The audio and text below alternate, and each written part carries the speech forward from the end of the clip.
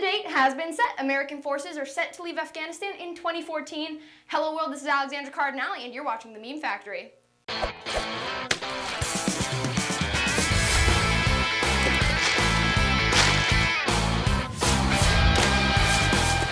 The U.S. military is beginning to wind down their presence in Afghanistan, a point of pride of much of the Democratic National Convention and by Barack Obama himself. Finally, many Afghans are quite happy about this, with the big bold letters GTFO pasted squarely in common culture. But we're once again facing questions of stability. U.S. General John Allen, head of the NATO-led coalition in Afghanistan, says the Afghan government is capable and shouldering more of the burden of security in their country. A pretty strong vote of confidence. But is the American government just telling the story they think the world wants to hear, or can Afghanistan really take care of their own? At a meeting of provincial leaders in Kandahar last week, American troops, while still present, stood in the back and just didn't say much.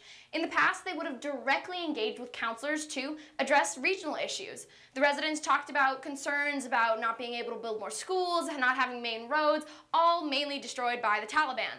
These are very legit concerns. Citizens of the district outside of Kandahar have to constantly worry about roadside bombings. That tends to be a bit of a downer when it comes to things like national progress and world peace and whatnot. More specifically and freakishly, assassinations of officials are up over 50% across Afghanistan in the last year alone. With leaders and public figures as specific targets of fundamentalist groups, it's mind-boggling and even inspiring that they can even gather to discuss plans like things to improve the community. Government compounds, because they're special and in Kandahar, are hidden by multiple layers of blast walls and razor wire. And we're not talking about the building that the executive branch of the country works in, like a president or some big leader.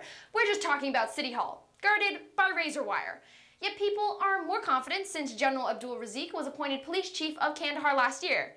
This man ran the border around Pakistan, protecting public transportation, and earned a reputation for being especially tough and superhero-esque.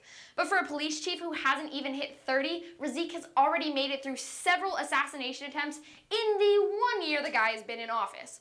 What happened to the last guy who had his job? Blown sky high by a suicide bomber. This last week, Razik survived a car bombing that killed 4 and wounded 20. Talk about a survivor. I want that guy on my team.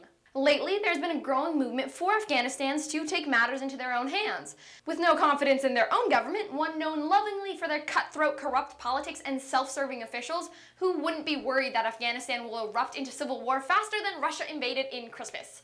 In my opinion, neither external nor internal forces alone can support the weight of an entire nation.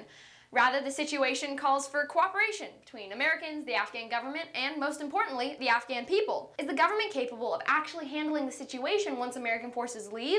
Or are we going to be there a bit longer than we expect? Throw it down in the comment box below. Like and subscribe for a dose of news and satire on the daily, and you can check us out on Facebook, Twitter, the podcast, and our brand new fancy schmancy website, thememefactory.com. This has been Alexandra Cardinale, and you guys just watched The Meme Factory. I'll see you on the wire. Signing off.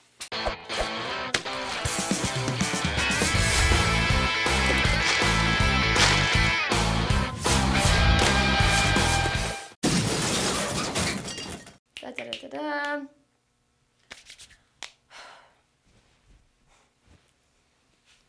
Yay, see, editing makes a big difference as to what's going on. La la la la. Okay. Wrong part. Sorry, I hope it's not dull for you guys. Exciting. Okay. Blueberries. Crap. So well for it. It's going so well. Okay, the end. That's so cool.